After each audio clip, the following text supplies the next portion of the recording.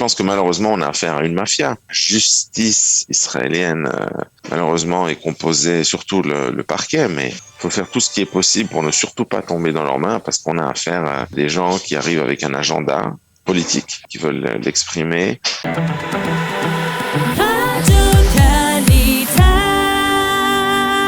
Nous avons le plaisir d'être en ligne avec Amir Weitman. Amir, bonjour, Boker Tov. Boker Tov, bonjour. Alors, je rappelle que vous êtes le président du groupe des libéraux au sein du Likoud et bien entendu autour de ce qui se passe actuellement dans votre parti et dans l'entourage de Binyamin Netanyahou. Nous voulions avoir votre avis. Êtes-vous pour l'accord de plaidoyer qui est en train de se préciser entre Binyamin Netanyahou et le conseiller juridique du gouvernement, Avichai Mendelblit?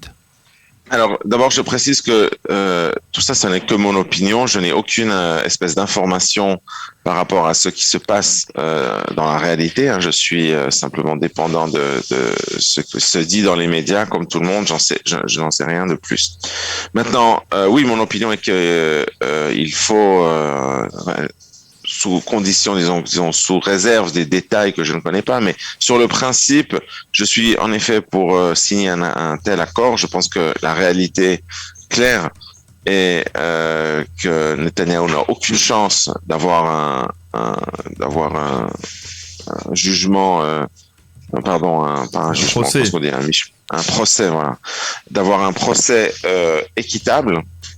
Je pense que vu les circonstances, et comme le disait la professeure Ruth Gavizon, Zichronah Livracha, qui est décédée après, mais comme elle le disait correctement déjà il y a, je crois, 2 ans, Netanyahou n'a aucune chance d'avoir un procès équitable. Ça, c'est la réalité, qu'on le veuille ou non. Et par conséquent, le résultat est plus ou moins déjà fait. Et si ce procès va à son terme, ça va mal se finir pour lui. Donc, je ne vois aucune raison rationnelle de continuer ce procès, d'une part pour lui, et pour nous tous, pour la droite israélienne et pour l'État d'Israël, je pense que tant que Netanyahou sera en procès, le gouvernement actuel va continuer, ça va être très très difficile de les faire tomber, et dans ces circonstances, on va continuer à être coincé avec un gouvernement dangereux pour l'État d'Israël. Donc, je pense que quand il y aura un autre leader au Likoud, alors ça ne veut pas dire que le gouvernement va tomber tout de suite, parce que ils se sont déjà maintenant habitués. Ça fait bientôt 1 an qu'ils sont au pouvoir, et ça fera bientôt 1 an. Donc ils sont déjà rentrés dans une certaine habitude. Ils ont chacun déjà des postes. C'est beaucoup plus difficile maintenant de faire tomber le gouvernement que ça aurait été il y a 1 an si Netanyahou m'avait écouté. D'ailleurs, j'en en avais parlé ici sur ce studio, et si à l'époque il avait pris ma proposition d'aller devenir président ou de faire autre chose. Alors, voilà. mais pourtant, Amir, le fait de dire d'accepter ce compromis, ça l'oblige à reconnaître des fautes qu'il a commises et donc finalement au bout du compte, le fameux principe qui a dit il n'y a rien, il n'y aura rien car il n'y a rien. Tout cela, ça veut dire que Binyamin Netanyahou finalement avoue, reconnaît qu'il a commis des infractions. Non. Je crois que vous savez. Je veux dire, il reconnaît, il peut reconnaître ce qu'il veut. Quand on signe un accord comme ça ne veut pas vraiment dire qu'on reconnaît quoi que ce soit. Ça veut dire qu'on a décidé que l'alternative de la poursuite du procès est moins bonne que de signer un accord. C'est 2 choses différentes. Il n'y a pas de réelle reconnaissance. Il y a une reconnaissance formelle, évidemment. Est-ce que ça veut vraiment dire qu'on reconnaît? Non. Vous savez, il y a des gens qui sont parfaitement innocents, qui signent des accords de plaidoyer tout simplement parce qu'ils comprennent que continuer le procès va leur détruire la vie, et que vaut mieux même accepter un certain prix en termes de reconnaître qu'on a fait quelque chose, même si on l'a pas vraiment fait, plutôt que de continuer dans une situation pareille. C'est parfaitement rationnel de faire quelque chose comme ça. Ça n'est pas une réelle reconnaissance de quoi que ce soit, en fait. Surtout que ce que je comprends, en fin de compte, qu'est-ce qu'on va reconnaître? Qu'est-ce qu'il reconnaîtrait? Il reconnaîtrait ce qu'on appelle en hébreu afarat emunim. Je ne sais même pas comment on appelle ça en français. Mais abus de confiance. Ah oui, abus de confiance. Mais dans le droit israélien, cette infraction ne veut en fait strictement rien dire. On peut tous être accusés de afarat emunim, d'abus de confiance. C'est souvent. Alors, la question qui se pose maintenant, vous pensez que Benyamin Netanyahou, s'il accepte ce compromis, ça l'oblige effectivement à se retirer de la vie politique, à votre avis ? Alors, ça dépend quel compromis va être atteint. Hein. C'est ça la grande question aussi. C'est parce que dire qu'on arrive à un plaidoyer, on arrive à un compromis, très bien. Lequel ? Ça, j'en sais strictement rien du tout. La question, évidemment, une grande question de ce point de vue-là, c'est est-ce qu'il y aura ou est-ce qu'il n'y aura pas de calonne ? Et vous allez me rappeler comment est-ce qu'on appelle ça ? La clause infamante, on l'appelle. La clause infamante, voilà, on appelle ça en français. Donc, avec une clause infamante, évidemment, c'est beaucoup plus compliqué. Et je pense qu'en effet, s'il finit par accepter une telle clause, surtout pour une période de temps significative, c'est quand même probablement la fin de sa carrière politique. Maintenant, s'il n'accepte pas cette clause, ou s'ils arrivent à finalement la faire tomber, ou alors qu'elle existe seulement pour une période de temps très courte, peut-être qu'il peut revenir. C'est pas complètement exclu non plus. Mais enfin, d'un autre côté, il a quand même 72 ans, si je ne m'abuse, Netanyahou. Ouais. Donc voilà, le temps commence à compter. Et voilà. Alors, je voudrais avoir votre appréciation. Finalement, tout ce que l'on voit aujourd'hui, au travers du procès de Benyamin Netanyahou, au travers de cette proposition de compromis, quelle image ça vous donne de la justice israélienne aujourd'hui ?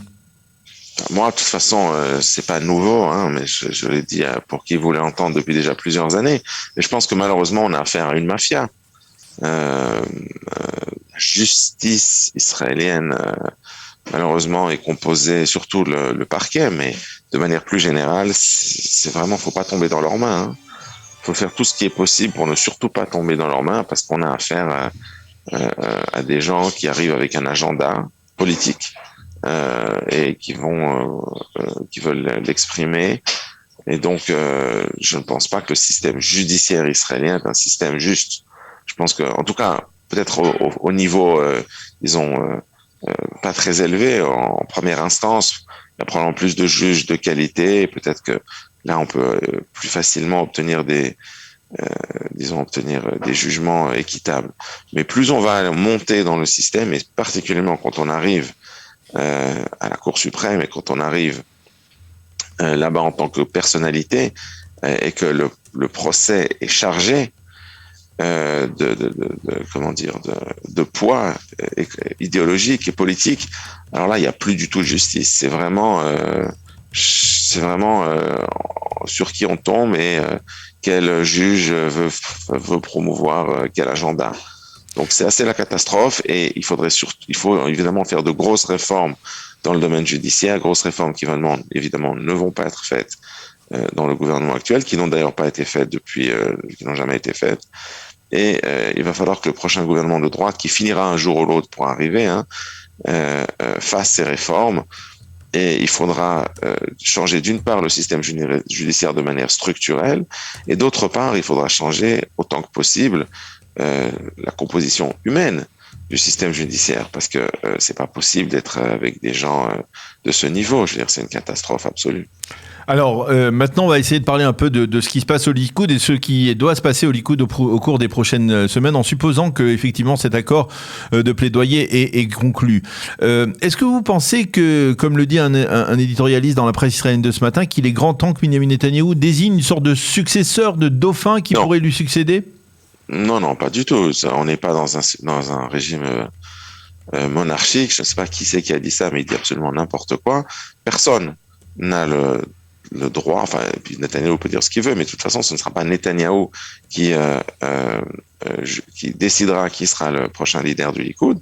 Ce sera les membres du Likoud. Il y a 130 ou 140 000 membres du Likoud. Ce sera leur tâche dans des primaires, dans une élection ouverte et démocratique, de désigner qui sera le prochain leader du Likoud. Voilà, c'est tout, c'est très très simple.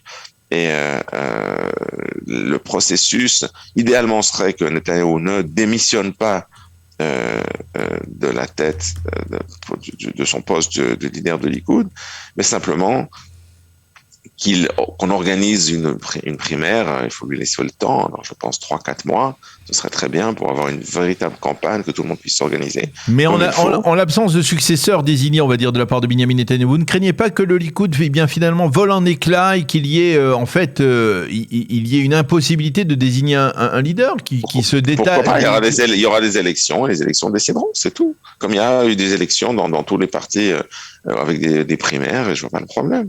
D'ailleurs, le Likoud, en 1993, après la défaite de 92 aux élections, le Likoud il y avait Shamir à l'époque. Shamir est resté leader du parti pour un peu moins d'1 an après les élections. Et puis ensuite, ils ont organisé tranquillement des primaires. Ensuite, Netanyahou les avait gagnés. C'est comme ça qu'il était arrivé à la tête du Likoud la première fois. Ensuite, en 99, quand Netanyahou avait démissionné après la défaite de 99, il y a eu des primaires. C'est Sharon qui avait gagné. En 2005, quand Sharon a quitté le Likoud pour fonder Kadima, il y a eu des primaires. C'était de nouveau Bibi qui a gagné. Et puis voilà, il y aura des élections, il y aura un vainqueur. Tout le monde se réunira autour de lui parce qu'il aura été désigné par la majorité des membres du Likoud. Et puis c'est tout. C'est très très simple. Et je ne vois pas pourquoi on fait d'une psychose autour de ça. C'est un processus parfaitement normal dans tous des systèmes démocratiques. Je vais vous poser la question directement. Vous voyez qui à la place de Benyamin Netanyahou à la tête du Likoud? Par exemple, vous voteriez pour qui? C'est une bonne question. J'ai pas encore de réponse à cette question. Vous n'avez pas encore de réponse à cette question. On peut supposer qu'il y a beaucoup de gens qui vont hésiter, et justement le fait que, il n'y ait pas de candidat charismatique qui se distingue plus particulièrement, ça risque d'être extrêmement fragilisant pour le parti de droite. Vous savez, en 1983, si je ne m'abuse, Begin, qui était quand même le leader de la droite israélienne pendant plus de 40 ans, depuis le décès de Jabotinsky en 1940, pendant 43 ans, si je ne m'abuse, a dit qu'il ne pouvait plus continuer. Il s'est retiré de la vie politique, et puis il n'y avait pas eu des primaires à l'époque, il y a eu une décision au sein des instances du parti du Likoud. Et c'était aussi, tout le monde se disait, mais qu'est-ce qui va se passer? Begin est parti, et puis voilà, il y a Shamir qui est venu. Shamir était un candidat très gris, comme ça, pas du tout charismatique, pas un grand orateur, mais ensuite il est resté assez longtemps au pouvoir. Et puis surtout, il était un excellent Premier ministre. Donc, est-ce qu'on doit toujours avoir des grands leaders charismatiques? Non. On a besoin d'avoir des bons leaders. Et je pense que si le prochain leader du Likoud sera probablement moins charismatique que Netanyahou, mais si c'est un bon leader, si c'est un bon dirigeant pour l'État d'Israël, le public israélien finira par l'apprécier. Alors ensuite, qui ce sera, je ne sais pas, pour vous dire la vérité. Je peux vous dire que j'ai eu des discussions à ce sujet avec de nombreuses personnes ces derniers jours. On est tous un petit peu dans la même attitude, c'est-à-dire que personne n'a de véritable réponse à cette question. Mais on sera forcé, une fois qu'on connaîtra les candidats, de prendre une décision, et on la prendra le moment venu, mais pas avant. Amir Weitman, merci beaucoup d'avoir accepté de nous faire partager vos sentiments autour de cet accord de compromis ou de plaidoyer qui est en train de se préciser, et puis de l'avenir du Likoud qui est important, donc bien entendu pour l'échiquier politique israélien. Merci d'avoir été avec nous, bonne journée, à bientôt. Merci à vous, à bientôt.